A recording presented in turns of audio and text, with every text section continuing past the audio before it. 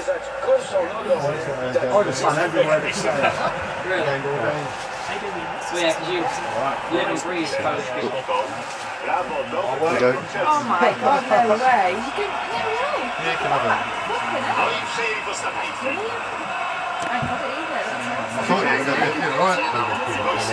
Just talk for like 3 minutes and get back out there. Yeah, a bit more normal. It's 2 versus one's a gold box. Anything to help out. Let me get a picture. No, you have to do the I'm waiting pose. Yeah.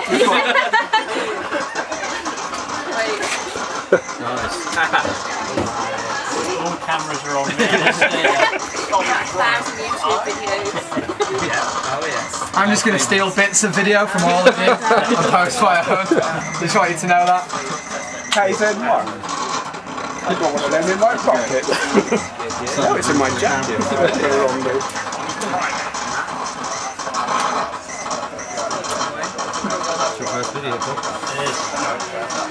Yeah, that's right, Benway. I've got you.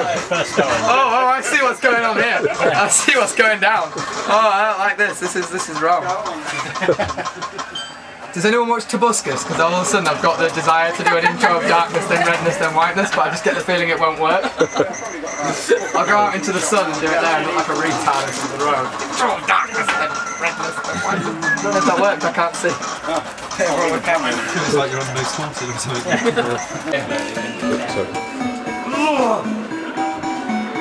Mozzarella. You know, if you miss here, man, it's not mozzarella. I hate you, big man. Harry, you really should do it. So anyway, Yeah. I was thinking, interesting. Just putting that out there. No, it just have to go higher. I might leave Joycey alone and make you my target. Oh, unfortunately. Do it! Do it! Do it! Wow.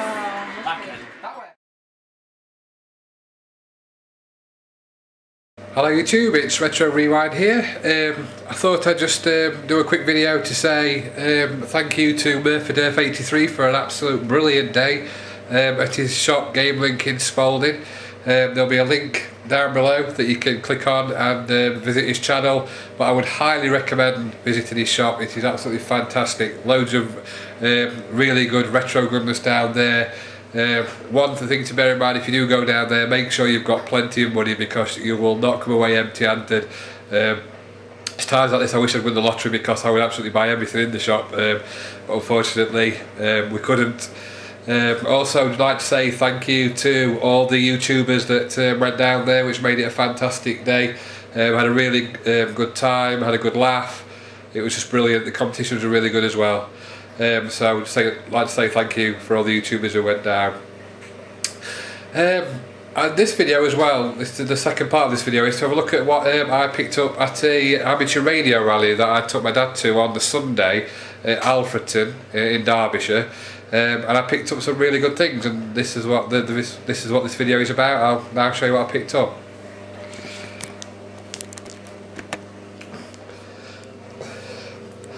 The first thing I picked up was this IBM PC 5150 computer. Now, I saw this on a stall. It was really a bit battered, a bit rotten. He said he'd been kept it in his shed, so I thought, will it work or won't it work? But I thought, it is worth a try to bring it home, and even if it didn't work, try and get it working again. So I asked him how much he wanted for it. I expected him to say quite a large amount, and he said £10. I thought, oh, £10 not bad, but me being me, didn't want to look over exuberant and wanted to get it. So I asked if he'd take any less, and he said, well, the lowest I would go is £8. So I actually got this for £8. Now, I believe this is one of the first IBM computers to come out. I think there was one before this, the 5100, I believe. But the keyboard, as you can see, is absolutely solid. It's made of metal. It weighs an absolute ton. It's heavier than any console I've got. The keyboard's nearly as heavy as the old Xbox, and you can remember how they are. As you can see, on the front it's got one floppy drive, and there was actually a floppy in it, which I believe is a basic disc. And also behind there is a hard drive. Now I have got some pictures which I will post up with the video inside the case. I'm going to take it apart to have a look inside. and you just won't believe the size of the cards that are in there. They're absolutely massive. The CJ card is huge. On top of that, we've got a IBM 5153 monitor, colour monitor, which it works, which is really good. Take you around the back. There's the on switch, the amazing on switch that's massive. It's like well, the old cooker on and off switches. And then round the back, we've got some ports there. Not too sure what they are. I think that might be a parallel or serial port. The cable there is actually for connecting it to a television. In those days, because it was fairly new, everybody didn't have a monitor. You could connect it to a television via that slot. Luckily, I've got the actual connection for the monitor as well. It's quite a big beast. So let's turn it on and see what happens.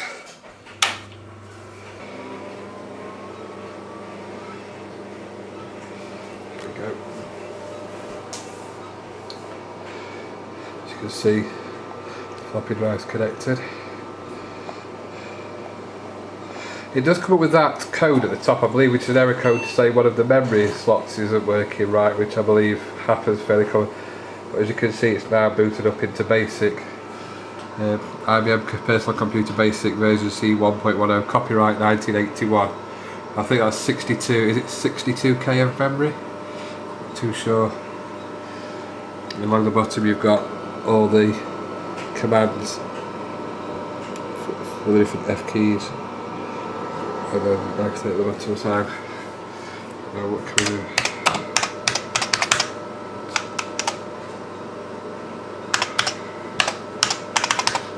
Something simple. My very basic knowledge.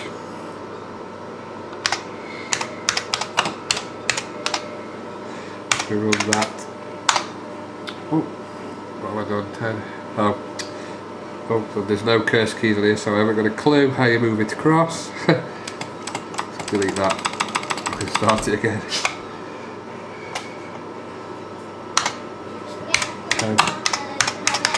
Print. Katie, I'm videoing. So print. Hello. Let's try it again. Ah, there we go. Hello, hello, hello, hello. That's my basic knowledge. Control Alt Delete. And there's the new version that resets it and takes it back to loading up the basic screen. But for £8, I thought that was absolutely brilliant and well worth the money. So, glad it works because that's up the highlight on the collection. I believe on eBay these sell for between about £200 up. Not too sure, but as I say, it's not something I will be selling. So, while I was there as well, I also found a book that I thought might come in handy for the future with programming this for 50p. The MS-DOS Pocket Handbook. Now, I used to be really good at MS-DOS at one time and know all the commands, but obviously as Windows got better, you didn't need to use DOS to like make boot up disks and try and say, because of the 640k limit, you had to try and make boot up disks to save things like not loading up sound cards or mouse drivers or things like that. And I forgot how you do it. But obviously this will come very handy to learn again, so I'll be able to program this. That is one thing I've got to get off eBay. I'm going to look for an MS-DOS 3.1 disk so I can boot straight up into DOS using the floppy drive. Because the hard drive in it, I'm not sure if it needs reformatting or if it doesn't work or what, but it doesn't boot from that, it boots from the floppy disk. I'm going to have to read up on it, I think, and find out more information. Right, moving on from that, I also picked up this scanner. At first I thought it was one of the old scanners for the PC, and I thought, well, that'll come in handy because I like the handheld scanner, the fact that you can scan magazines without having to fold them over, you can scan them straight down. But when I spoke to the man at the stall, he said, oh no, it's not for the PC, it's actually for the Atari ST. Now, I've not seen a scanner for the Atari ST before. As you can see, it's in pretty good condition. It's still got the manual, the user guide, which came with it. The actual scanner itself has still got the plastic on the top and it looks immaculate. Doesn't look like it's had much use at all. that's the dongle that you plug into the ST to work it. Then you connect the scanner at the back with the power supply, and also there's a disc, the power scanner disc in there as well to load up, and also it's like a copy of the scanning software for a backup, I believe.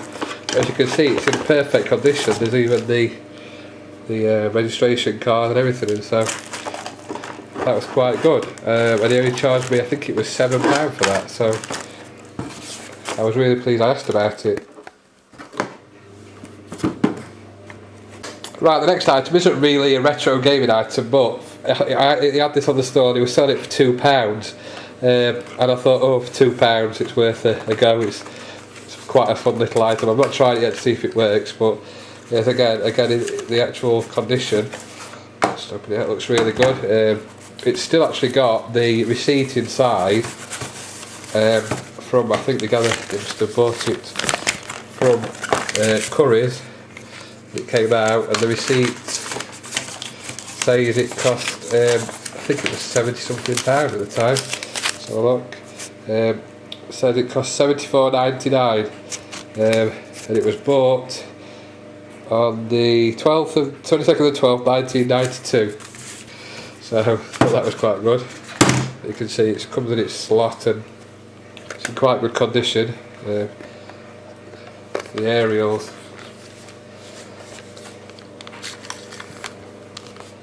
as you can see, the aerial's quite long on it. Goes up. Obviously, when they stop broadcasting on the channels, it might not be much use then, but I thought it was quite good for the price and good little retro keepsake. Right, the next item I bought actually was something I nearly bought from Spalding at the gaming shop, but I sort of ummed and ahed about it and changed my mind and then didn't buy it. And in some ways I'm glad I didn't now, because, as I say, I went to the amateur radio rally and I found this, and it was perfect. Just turn the camera around.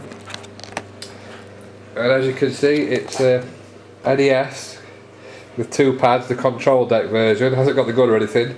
In perfect condition. I've opened up inside, it's got all the manuals and everything that come with it. It's still got the plastic on. And it also came with 4 games. I got this Ivan Man Stewart's Off-Road Racer, Donkey Kong Classics box, but the box is a bit battered, Teenage Mutant Ninja Turtles, and finally Track and Field 2, which I wish I'd played on before, because that was one of the competitions on the long jump at the Spalding event, which unfortunately I wasn't very good at the long jump, so if I'd have got that before I could have actually done some practicing on it. But I got all that for £15, so I thought that was really good. I know usually they sell for between £30 and £40, so it's got a NES into my collection, which I wanted for ages, and got it for half the price, so I'm really pleased with that one. So what is your opinion, Sweepy, on the NES? Have you got an opinion? Do you think it's good, or was it a bad purchase? I'll take your silence as a good purchase. Thank you very much. The final console item I bought was a Grandstand Deluxe 6000. Now, as you can see, the box is pretty battered, but the actual machine itself is in good condition. Let's get it out. As you can see, and the paddles and joysticks work. It's also got in there the manual, just at the bottom there, I can't get it out, to see it, the green manual at the bottom. And for £4 I thought, oh, it might be a bit expensive, but I'm not sure what these go for anyway, so I thought, well, I haven't got any Grandstand tennis games. It looks like at some point in time he's tried to sell it for £10 because there's a sticker on it, so for £4 I thought it was really good. You see there's 10 games on it, the normal Pong type version, so they're all very similar. It looks like there's actually some rifle games, so I wonder if there's a rifle that goes with it, or you can get a rifle separately, I'm not too sure. But I don't know if that was a good buy or not, but as I say, it goes into the collection. I also picked up for £1 a Intellivision pad. I've got a few, not the Intellivision ones, but I've got a few plug and play ones. I have got an Intellivision one, but it's a different colour, I believe it's blue, so I don't know if it's a different model number or if it's just they did the same one with different colour pads. But for £1 I thought that was pretty good. But the final item I bought, which is not really retro related, was a USB extension port for the one I've already got. That was £1, so I thought it'd come in handy with its own power supply, so now using the PC as one can take the power from that. So that was my haul of things from the Radio Amateur Rally, so I was really happy. So in all, a really good weekend. The fun part of meeting all the YouTubers and the retro gamers on Saturday, and the pickups on the Sunday. So I hope you enjoyed the video, and I'll see you again soon. Thanks, bye. Sweet, say bye. Bye.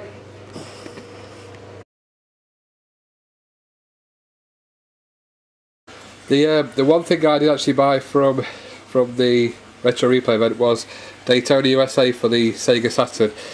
I know a lot of you are going to say, oh, it's not a very good game, its pop-up's terrible on it and everything, but I do collect the Daytona series no matter what console it's on, so I just wanted to get this to add to the collection, and I'm going to have a go at it on the Saturn, see what it's like. So I've never played it on there before, played it on the Dreamcast and I enjoyed that, and I've played it on the emulators and they're pretty good, so see what that's like and I'll give it a quick whirl.